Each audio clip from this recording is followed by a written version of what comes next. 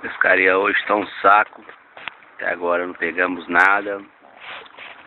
Só tomando cachaça e vendo água passar. Olha só.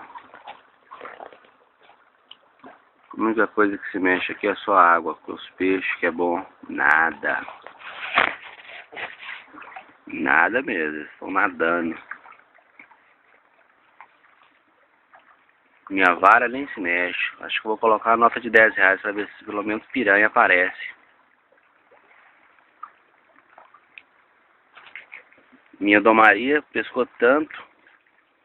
Olha essa situação dela. Caiu de cansado.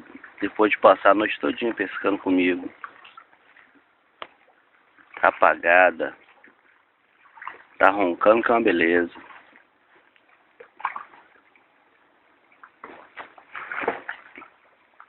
Tá cheio de formiga na boca dela.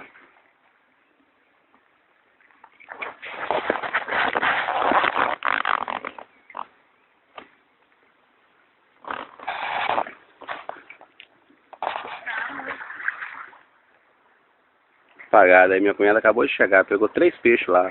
Quem? Você? Ah, tá. Pegou quantos, Jean? Oi? Pegou quantos? Nenhum. Nenhum? Nenhum.